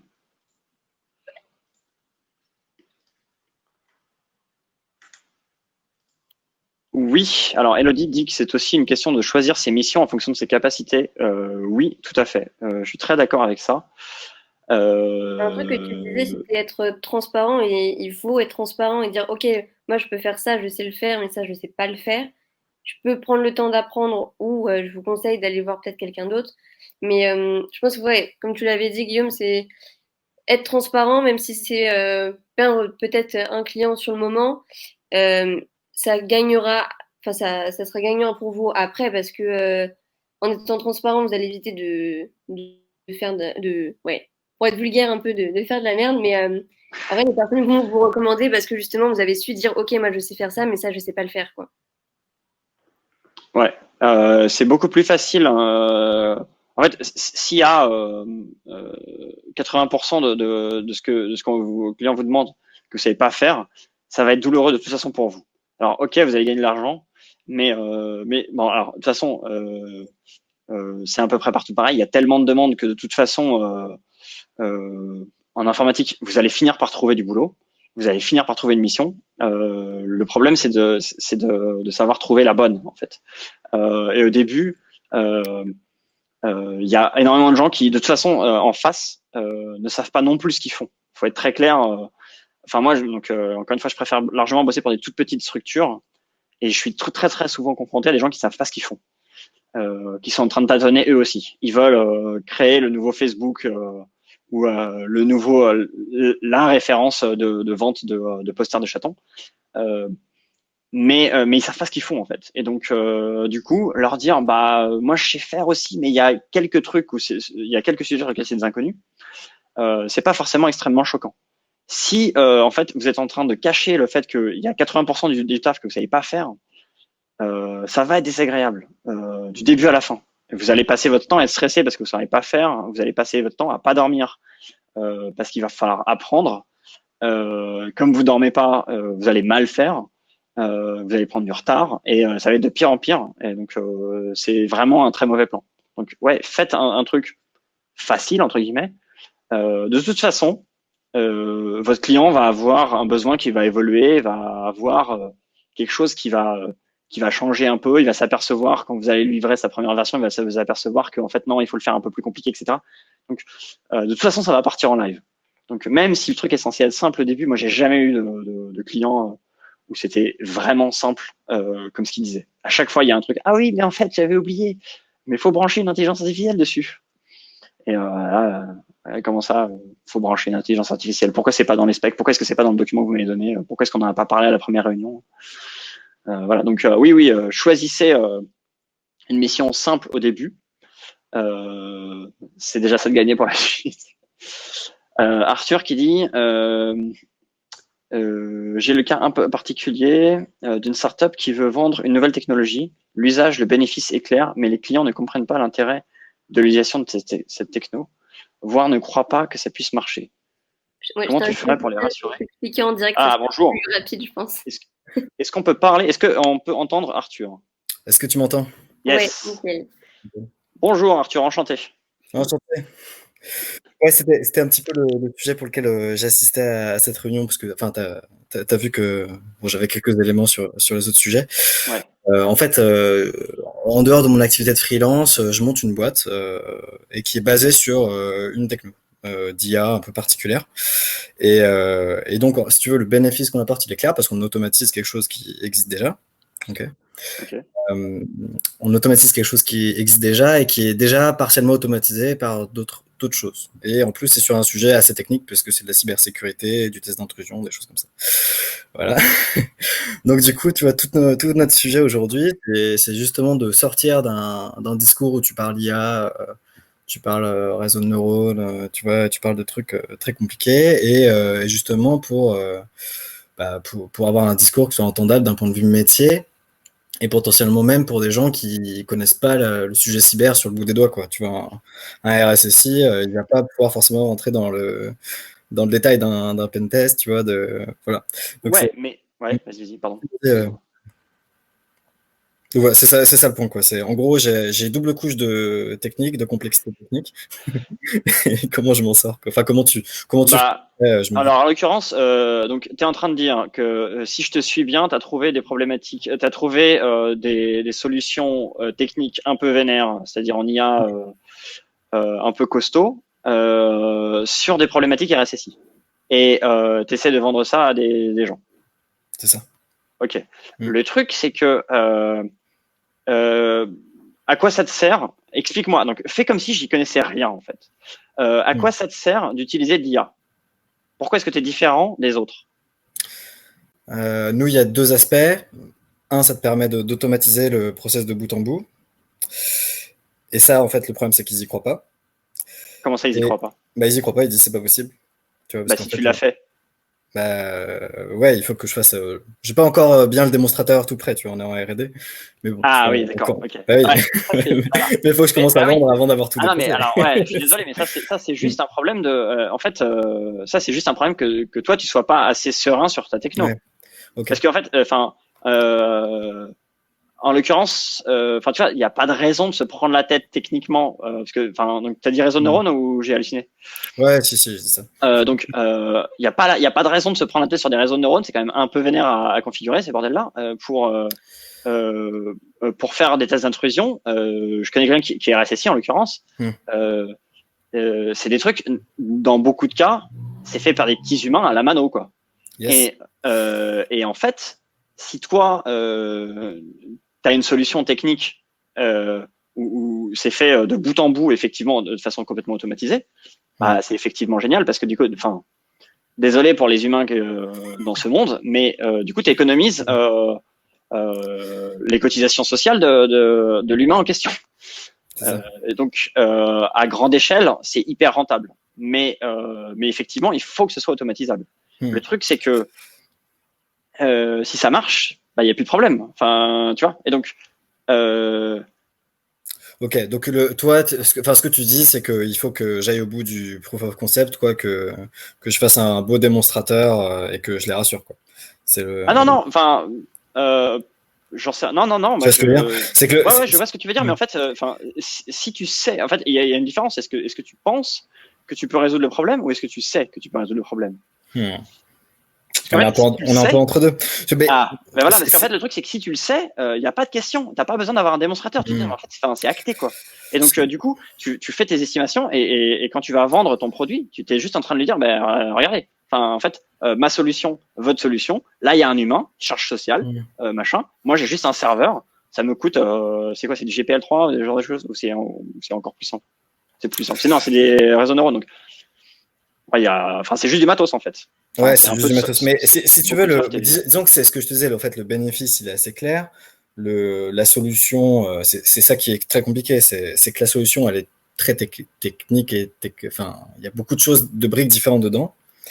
Et donc, il faut qu'on explicite le positionnement, ça se fait, tu vois. Et puis, nous, on peut faire une promesse. Mais n'empêche qu'en face, tu as un RSSI, où tu as des gens qui sont techos quand même, tu vois, donc qui vont avoir envie de comprendre un petit peu, quoi, tu vois. Alors, moi, Et pour connaître certains RSSI, le truc, c'est surtout que je ne connais que des RSSI qui sont là en train de dire, tant que je l'ai pas vu, je te crois pas. ouais, voilà, c'est ça. Et donc, ouais, effectivement, tu vas avoir enfin, je pense que tu peux avoir un petit problème avec ça. Mm. Euh, mais, bah, en l'occurrence, enfin, Ouais, parce qu'en fait, j'allais dire certaines intrusions, c'est assez facile à faire. Sauf que à faire ça avec un réseau de neurones, je suis pas sûr. Oui, peut-être Là, pas moi, qu'un seul. Bon, enfin, ouais, non, mais évidemment. t'inquiète pas là-dessus. Bah, enfin, si ça t'intéresse, on peut en reparler avec plaisir. Je sais pas si ça intéresse le reste des participants. Mais oui, en tout cas, je comprends. Enfin, j'entends ce que tu dis. Merci pour Voilà, ta. le truc, c'est que, ouais, effectivement, enfin, toi, tu es dans un domaine un peu spécial parce que t'es pas en train d'essayer de cacher de la technique à ton client, puisque ton client, techniquement, il suit largement. Tu es en train d'essayer de lui cacher la technique de l'IA. C'est ça. Et ça, surtout en plus, c'est quelqu'un qui sait que le mot IA est hyper galvaudé. Mm. Et donc, du coup, quand tu es en train de lui dire réseau de neurones, tout ça, il te dit non, mais d'accord, enfin, en même temps, si vous avez peut-être fait juste un script shell, ça suffit peut-être. Mm. Et donc, ouais, je suis pas sûr. Est-ce que tu dois vraiment lui cacher la technique? Bah, Parce que de toute façon, la subtilité de ton métier, la subtilité de ce que tu lui vends, pardon, c'est la conf de ton réseau de neurones. ouais, en Et gros, donc, ouais. tant qu'il n'y a pas ça, tu peux lui balancer tout le code que tu veux, on s'en fout, en fait. Ouais, c'est clair. Tu t'en fous. Non, Donc peut-être c'est. qu'en fait, tu devrais faire l'inverse. Peut-être qu'en fait, justement, n'écoute surtout pas ce que je viens de te dire et balance-lui de la technique à fond. Ouais, ce qu'on se dit, c'est qu'il y aura potentiellement une phase où on sera en co-construction avec eux, tu vois, on fera des essais, de la R&D, et donc là, on pourra se permettre d'avoir ce discours-là. Et donc, ouais, enfin, tu vois, en fait, je voulais juste voir si tu avais potentiellement des astuces pour résoudre ce truc-là un peu plus simplement que ce qu'on a imaginé, mais écoute, il y a peut-être pas de Alors moi, bonne réponse, tu ouais, vois, mon discours, c'est vraiment pour parler aux gens qui n'ont pas cette connaissance. Hmm. Toi, là, tu t'adresses à des gens qui ont la connaissance. Les RSSI, ils sont pas, c'est pas des brutes de dev. Ils savent pas comment ça se configure un filtre, enfin ou autre en réseau neuron, mais ils savent ce que c'est qu'une variable. Hmm. Ils savent ce que serait qu'un script shell et un nmap, quoi. Donc, C'est ça. ouais. Ok, Je suis pas sûr, en fait. Je pense que ouais, faut pas écouter ce que j'ai dit. ça marche. Non, mais en partie, pour quand on sera plus mature, nous, de notre côté, ce sera plus Ouais, utile. après, ouais, voilà. Ouais. Ouais. Bah, le Yes. moment, en fait, t'auras plus besoin. Le moment, à partir du moment où t'as fait ta première démo, ensuite t'as plus besoin parce que tu vas écraser la concurrence avec un truc comme ça. Parce que, Normalement, on croise les enfin, moi, doigts. de ce que j'ai entendu parler, en tout cas, Hmm. les traits d'intrusion, c'est beaucoup manuel. Ouais, bah oui, c'est tout le sujet. Bah, écoute, non, mais écoute, merci pour ton retour. Je te prends pas plus de temps. Ouais, Mais écoute, si ça t'intéresse, en tout cas de parler de ce sujet-là, on peut se croiser carrément. sur LinkedIn. Yes, ça marche. Allez, à bientôt. Merci À Arthur. bientôt. Si quelqu'un d'autre a des questions, désolé, on a un petit peu dérivé sur les questions, mais donc si quelqu'un d'autre a des questions. Ouais, s'il y a d'autres questions, n'hésitez pas. Mais après, ce qui est intéressant avec les questions-réponses, c'est qu'on puisse avoir des retours un peu cas par cas. Et c'était cool d'avoir ton projet. Yes. Ouais, n'hésitez pas si vous voulez soit écrire, soit directement parler. Vous pouvez demander. Je pense que Je peux vous inviter sur voilà, scène. Tiffany sera un plaisir de vous inviter.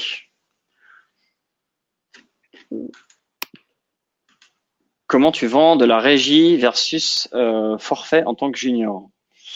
Euh, alors, moi, je vends jamais de forfait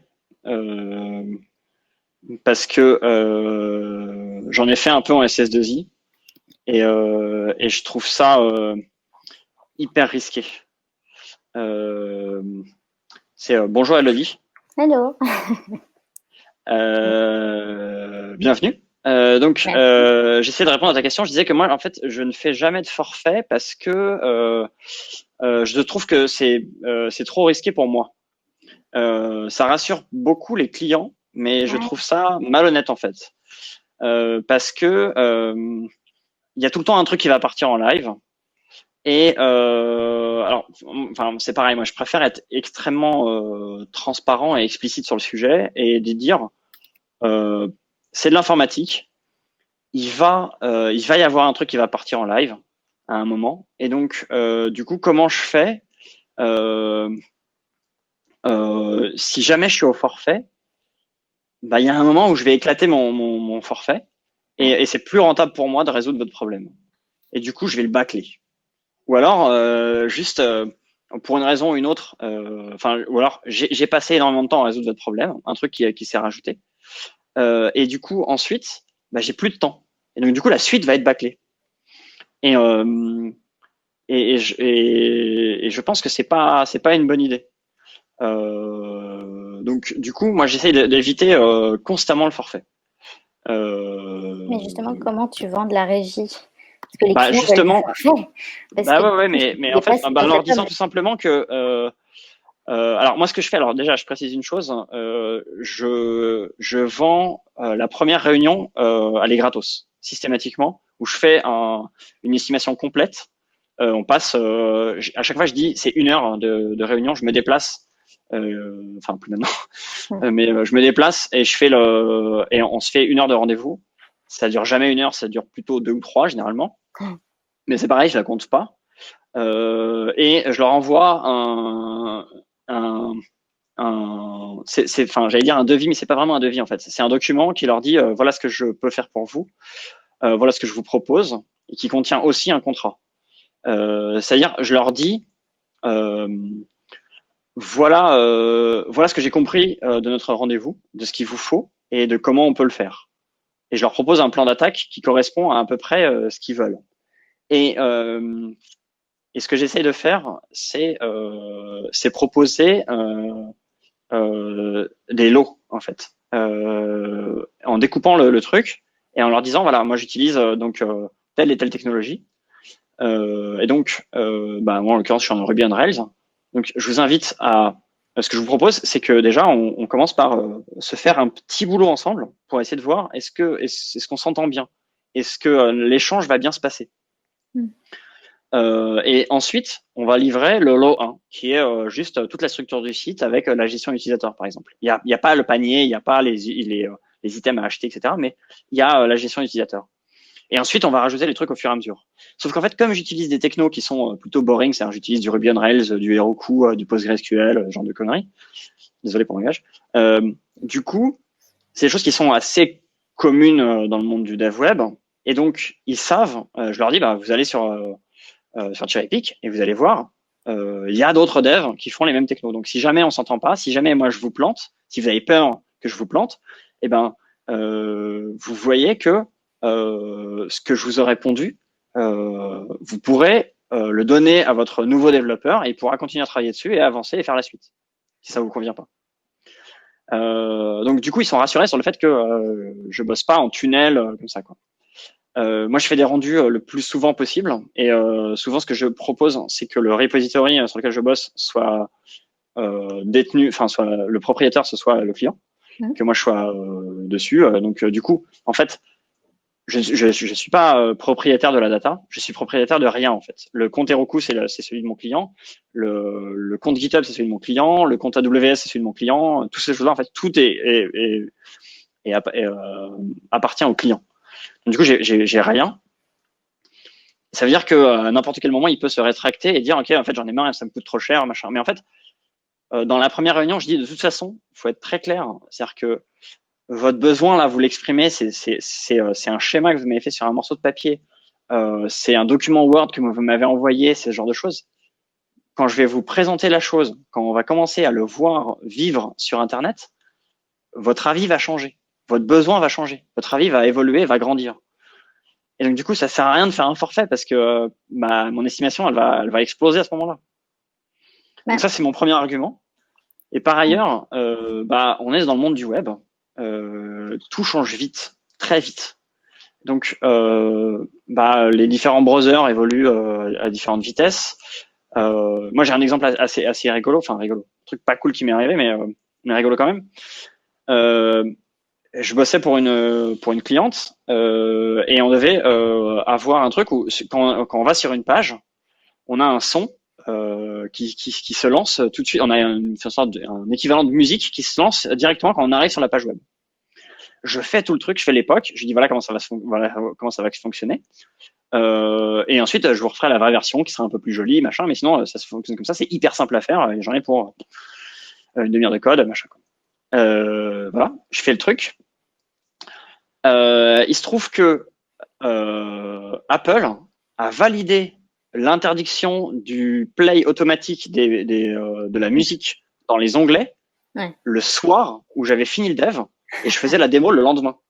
Putain. Et donc, du coup, je suis arrivé chez ma cliente, j'ai fait la démo et ça marchait pas.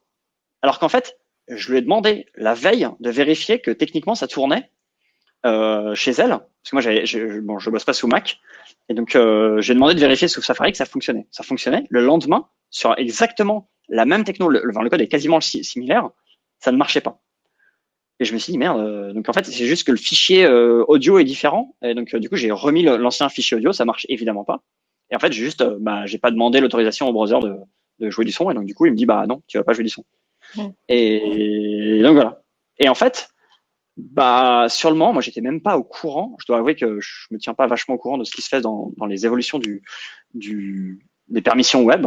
Maintenant je le fais, mais en fait à l'époque je le faisais pas. Et donc du coup je me suis pris une bastos et j'ai mis une demi-heure à essayer de débugger le truc. Et puis au bout d'une demi-heure j'ai dit bah en fait je sais pas faire, je sais pas pourquoi ça marche pas. Et donc bah tant pis, je rentre. Je vous ferai une livraison plus tard.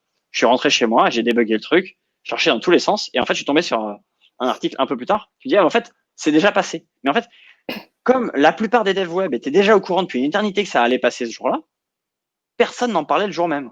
Et donc moi je me suis retrouvé dans un truc genre je suis tout seul à avoir le problème en plus. Je savais pas comment il fallait poser la question, et donc évidemment Stack Overflow m'en envoyait rien. Enfin bon, donc c'est parti en live complètement. J'ai perdu pas mal d'heures.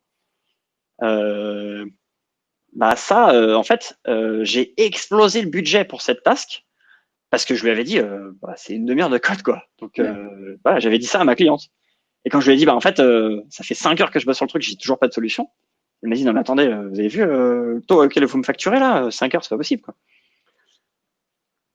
Bah ouais, mais donc voilà, en fait, faut aussi... donc ça c'est pas cool parce qu'effectivement, c'est ce que tu entends, c'est-à-dire que en fait, les clients veulent du forfait pour évidemment se baquer contre ce genre de problème. Mais est-ce que toi, tu as envie aussi de te retrouver à bosser donc parce que là, tu aurais fait une estimation de forfait à une demi-heure. Donc, imaginons que t'es junior, donc c'est pas du tout méchant, mais on va estimer que tu quadruples ton truc, donc disons 2 heures. Moi, j'y ai passé plus de 5 heures et j'avais pas trouvé de solution. Donc, c'est déjà plus du double de ce que tu aurais demandé. À quel moment est-ce que tu t'arrêtes de bosser en disant bah en fait j'ai écoulé mon forfait, donc là en fait je suis en train de bosser à perte. Ouais, bah, c'est ce qui se passe. Voilà, donc du coup ça c'est pas cool. Donc moi j'aime pas faire ça. Donc c'est pour ça que je dis bah non, je recommande plutôt d'être honnête et puis quitte à caper en fait ta régie. C'est-à-dire à dire, bah, de toute façon, si jamais je dépasse les 200% de charge sur n'importe quel task, je m'arrête et on en parle ensemble. Et tu dis, bah, enfin voilà, je suis désolé, j'ai quadruplé enfin j'ai doublé mon temps de charge. J'ai pas d'idée, donc qu'est-ce que vous voulez faire? Peut-être que le client va te dire, bah, on s'arrête là et je vais chercher quelqu'un de compétent. T'essaies de pas mal le prendre et puis tu passes à autre chose. Ou alors il va te dire bah non mais je comprends, voilà, on va essayer de trouver une solution, machin. Ouais, tu peux lui dire bah je réduis mon taux horaire ou j'en sais rien. Bon, enfin, on peut s'arranger en fait. Mais je trouve ça vachement plus intelligent que de dire je bosse et puis si jamais ça part en live, c'est pour ma pomme. Voilà, c'est pour ma pomme et puis il y a un moment où je vais juste abandonner quoi. Après, en fait, parce que c'est ça l'extrême, c'est que si c'est un problème vraiment très compliqué, il y a un moment tu vas juste abandonner parce que ça te coûte trop cher en fait. Ouais. Après, c'est vrai que dans le contexte d'une... Alors là, tout à l'heure, tu parlais des startups plutôt, mais ou des entrepreneurs un peu solo. Pour les boîtes un peu plus conséquentes, mon dernier client, par exemple, ils avaient une enveloppe à l'année. Donc, ils avaient besoin... Enfin, ils n'avaient pas besoin d'un forfait, mais en fait, ils voulaient que je rentre dans les clous avec une estimation au global pour que ça colle à leur budget annuel, en fait. Ouais, mais dans ces cas-là, ils ont comment tu leur vends de la régie, je vois pas, tu vois. Ah, tu leur vends pas de la régie, tu leur vends du forfait lot par lot. Et le truc, c'est qu'il faut être tout à fait clair et leur dire le moindre modification, ça veut dire que tu as des specs. Ouais. Et donc, quand tu as des specs, tu leur dis, OK, mais la moindre modification des specs, c'est avenant. Ouais, ok, Et c'est pas agréable pour qui que ce soit. d'accord. C'est ça le truc, c'est qu'en fait, le forfait, ça a ça comme problème. C'est que du coup, il faut que tu sois intransigeante sur ce que tu mets dans les specs et que tu leur dises, il faut que vos specs soient ultra précises. Donc toi, il faut que tu sois capable d'être ultra pointilleuse sur les specs pour être capable de leur dire ensuite, ah bah oui, mais ça en fait là, vous sortez des specs et donc du coup, je peux le faire, hein, pas de problème, mais c'est avenant. Ok. Et donc estimation et donc nouvelle facturation, etc. quoi. Ouais, c'est faisable. Est-ce que c'est vraiment intelligent de faire ça? C'est un petit peu dommage. Donc du coup, c'est pour ça que je préfère faire ça. D'accord. Ok. Voilà. Merci Guillaume. Merci à toi. Est-ce qu'il y a d'autres questions? Moi, je pense qu'après, il n'y a plus de questions. Ok, n'hésitez pas si vous voulez. Voilà, je suis toujours intéressé par les retours aussi d'expérience. Oui, même si vous n'êtes pas d'accord, hein, au contraire, ça m'intéresse aussi. Très bonne conf. Moi, j'ai rien à dire. Merci beaucoup. Merci, Elodie. De rien. Non, bah, je pense qu'il n'y a pas trop de questions. Après, ouais, s'il y en a qui ont des retours ou qui veulent parler plus en détail, peut-être avec Guillaume sur LinkedIn ou quoi. Ouais, voilà. Alors, vous avez mon nom sur LinkedIn. J'ai un nom de famille qui est suffisamment complexe pour être tout seul. Donc, vous me trouverez. Voilà, je suis pas hyper réactif, mais je suis réactif. C'est ce qu'il y a de mieux parce que sinon je suis spammé, donc je préfère le limiter. Il y a Hicham qui est en train d'écrire, donc on va voir. Voilà, n'hésitez pas à m'écrire sur LinkedIn. Je vous préviens, je suis très très très chargé avec The Hacking Project et c'est pas la peine de me proposer des missions ou du boulot. J'adore ce que je fais et voilà. Et c'est pas avec la thune que vous m'aurez parce que je suis largement sous-payé par rapport à ce que je fais. Mais j'adore ce que je fais. Donc, voilà. Mais par contre, pour discuter et enseigner, je suis toujours chaud. Et apprendre aussi, je suis toujours chaud.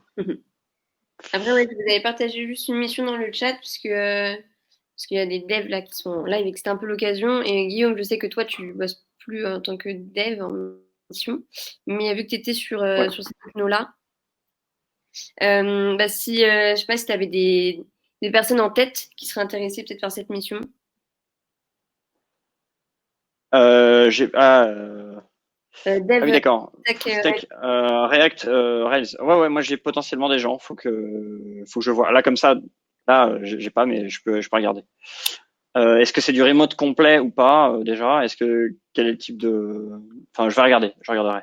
ça marche. Question rapide. Comment se protéger contre les clients mauvais payeurs légalement? Alors, alors, je ne fais pas de pub d'habitude, mais il se trouve que là, j'ai été invité par une boîte qui s'appelle Cherry et j'imagine que c'est ce que vous faites. En fait, on s'est assez peu parlé avec Tiffany, mais alors, c'est super simple. La dernière cliente dont j'ai parlé là, avec le problème du son qui se déployait pas, ça s'est très bien passé sur ce moment-là, parce que justement, j'ai capé mon truc, etc. 3 ou 4 mois après, il y a eu elle a changé ses specs sans prévenir, enfin sans accepter que je lui fasse un avenant, alors que les specs changeaient drastiquement. On en avait parlé, je lui avais fait une estimation, etc. Quoi.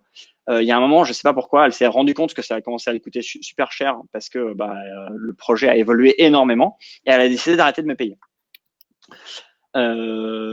J'ai un contrat en béton armé. J'étais pas sur une plateforme, j'ai un contrat en béton armé. J'ai vérifié avec un avocat en droit du travail, etc. J'ai raison. C'est super simple, j'ai raison. Et j'ai 150 mails de confirmation, j'ai un contrat signé de confirmation. Enfin, j'ai que des confirmations de partout. Sauf que un avocat en droit du travail, c'est cher. Et en fait, c'est débile, mais votre temps est cher aussi. C'est-à-dire que, mine de rien, mon avocate m'a dit, on peut se battre et tu gagneras, mais si on se bat, il faut que du coup, à chaque fois qu'il y a la moindre question, à chaque fois qu'il y a le moindre dialogue qui se fait avec le client avec l'avocat du client, pardon, pour avancer sur le dossier juridique, il va falloir que moi j'ai des billes euh, euh, pour pouvoir répondre à l'avocat. Et donc du coup, ça veut dire que moi, avocate, je vais te poser des questions à toi pour pouvoir répondre intelligemment, quoi, et avoir les bonnes pièces à apporter, etc. Donc ça veut dire qu'en fait, je suis constamment interrompu dans mon travail pour pouvoir répondre à mon avocate qui a besoin de pouvoir répondre à l'avocate de ma cliente, de mon ex-cliente. Et en fait, j'ai fait un calcul assez rapide. C'est même pas donc l'avocate me coûtait un peu cher. Ce qui me coûtait encore plus cher, c'est mon interruption. Le fait que moi déjà, ça allait me faire chier parce que j'aime pas du tout être pris pour un con et être maltraité alors que j'étais dans mon bon droit. C'est que c'est très désagréable.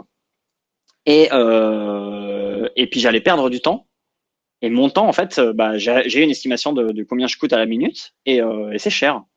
Et donc du coup, j'ai fini par, malgré elle me doit 2 mois de taf à mi-temps, mais quand même, ça représente quand même pas mal d'argent. Je me suis assis dessus et j'ai pas fait, on n'a pas porté ça devant les tribunaux, juste parce que en fait, porter ça devant les tribunaux me coûterait super cher, en temps personnel en fait en particulier. Et donc du coup, j'ai lâché l'affaire. Et donc du coup, les plateformes, par exemple TireEpic, Ouais, on le fait. Même si gère ça justement à votre place. Et ça, c'est quand même super pratique. oui. Bon, c'est un peu Euh, un gage de confiance, même si, ouais, comme je disais, même si le client ne nous a pas payé nous depuis 3 mois, du moment que votre CRA il est signé, que vous avez fait votre taf, nous on vous paye à l'heure tout le temps. Et la plupart des plateformes le font, donc même si on prend une petite marge, ça fait quand même un gage de sécurité pour vous. Donc ça peut être vraiment une solution. Après, ouais, je t'ai mis des liens pour Dimple. Avant, c'était Get Moment. C'est une assurance contre les impayés et je crois qu'il y a un système de relance automatique, à voir si ça peut être intéressant pour toi. Et Aria aussi qui font. C'est pas vraiment contre les impayés, mais ça permet un peu de lisser tes revenus et d'avoir des avances. Si ton client t'a pas encore payé ou si il y a 1 ou 2 mois où t'as pas de mission, permettre de t'avancer un, un taux vraiment bas. Donc, c'est des solutions que je te donne comme ça, à voir si ça t'intéresse, si ça correspondrait à toi, mais ça peut être un petit peu des billes pour éviter ces petits soucis, quoi. Et après, ouais, faut pas hésiter à relancer les clients par mail, par appel, c'est chiant. Mais vous méritez votre argent, donc faut pas hésiter à relancer, quoi. Ouais, faut pas se leurrer.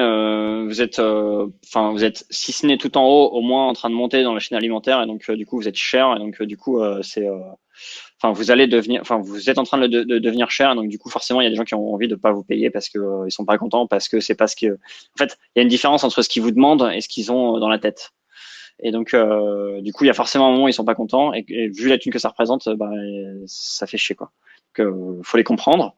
Mais en même temps, votre travail mérite salaire, et donc du coup, franchement, pour la, euh, ouais, alors il y a Elodie qui dit, c'est de pas se brader, ouais Oui. aussi parce que ça attire ce genre de profil. C'est tout à fait possible ça. Alors ouais, juste un truc que j'ai pas dit. Euh, euh, je suis jamais passé par des plateformes jusqu'à maintenant, et c'est pour ça que je m'étais inscrit en fait juste avant de devenir CTO chez THP. Je m'étais inscrit sur les plateformes. Euh, je l'avais fait parce que j'avais pas envie de me prendre la tête en fait. C'est-à-dire qu'on n'a pas besoin d'y réfléchir, d'écrire le contrat, de vérifier si le contrat est bien rédigé, s'il est effectivement légal ou pas, de savoir si on va être payé, d'avoir à faire cette maintenance, de vérifier est-ce que j'ai bien été payé, faire la réconciliation des virements, etc. Tous ces trucs-là, en fait, vous n'avez pas besoin de le faire. Donc ça, c'est quand même vachement pratique. Ça vous coûte un peu de thunes, mais parce que forcément, TireEpic va prendre une marge. Mais en même temps, c'est pareil, estimer combien de temps ça vous prend par jour, par mois, par an pour faire ça, parce qu'il faut faire votre compta, il faut faire tous ces trucs-là. En fait, tout ce que fait TireEpic à votre place, c'est du temps que vous passeriez à le faire personnellement. Et donc, vous estimez avec votre taux horaire, et vous allez voir que finalement, c'est probablement pas loin d'être rentable. La charge mentale que ça crée est un peu vénère. Voilà. Et moi, Hicham, le truc que je faisais, qu'en fait, que j'ai toujours entendu dire et que j'avais pas fait en l'occurrence pour ma cliente, c'est que au moindre signe de non-paiement, faut s'arrêter tout de suite. Faut pas dire. Moi, ma cliente a été super sympa. On s'entendait super bien, on se comprenait hyper bien. On avait des réunions très agréables où on était tout le temps en phase techniquement, etc. Donc, franchement, j'avais aucun indicateur qui me disait que ça allait mal se passer. Et un jour, elle m'a dit, est-ce que ça te dérange pas si je te paye un peu plus tard? En fait, j'aurais dû m'arrêter. Et dire bah non, ça me dérange pas. Moi, du coup, ça me permet de prendre du temps un peu pour moi et de faire autre chose. Donc voilà, tu me dis quand tu me payes et puis moi je reprends le boulot, quoi. Enfin, faut pas être agressif, faut être totalement transparent et dire bah voilà, enfin, tu me payes pas, bah je m'arrête. Mais instantanément, faut pas attendre un mois, faut pas dire oui, non mais je te paierai la semaine prochaine, etc. Non, en fait c'est juste, tu me dois l'argent aujourd'hui, tu me payes aujourd'hui, sinon je m'arrête. Et tant qu'il n'y a pas l'argent sur mon compte, je ne bosse pas. Et ça, j'ai plusieurs potes qui me l'ont dit. Moi, c'est toujours comme ça que j'ai fait. Et puis finalement, je me suis fait avoir une fois. Bah, c'était la fois de trop.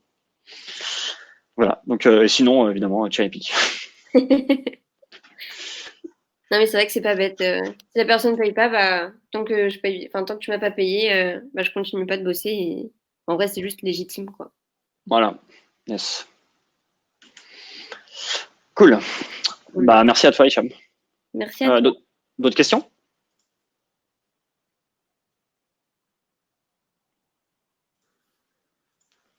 D'accord. Pas mal de gens, mais je sais pas faire la différence entre les participants qui sont en gris et les participants qui sont en vert. En gris, je pense qu'ils sont déjà partis. Ah oui, d'accord. Ok. Bah, ça oui, ça fait 1h40. Bon, bah, si vous n'avez pas d'autres questions, on va peut-être s'arrêter là, non? Je sais pas. Ce que tu en penses, Tiffany? Bah ouais, je pense qu'on a répondu à ceux qui avaient des questions un peu plus précises. Et bah, ta présentation était vraiment cool et même si c'était assez concis, je pense que c'était quand même clair et complet. Bon, cool. Nickel. Bon, bah voilà, si il y a des gens qui veulent continuer le dialogue, n'hésitez pas sur LinkedIn. Je suis sur des problématiques un peu compliquées en ce moment, donc je répondrai pas tout de suite. Mais je réponds toujours. Je mets parfois un peu de temps, mais je réponds toujours. Voilà, donc n'hésitez pas. Et ouais, si vous avez des questions un peu plus larges sur la vie d'indépendant et de freelance, n'hésitez pas à me poser des questions aussi. Il y a moyen que je puisse vous aider un petit peu. Donc n'hésitez pas. Mais en tout cas, merci à tous d'avoir été là pour ce webinaire. Merci à toi, Guillaume, surtout. Merci. Et, je vais vous souhaiter une bonne soirée. Bonne soirée. Et puis bientôt aussi des bonnes fêtes de fin d'année, ça arrive. Ouais, carrément. Merci à tous et bonne soirée. Salut. Bonne soirée. Salut.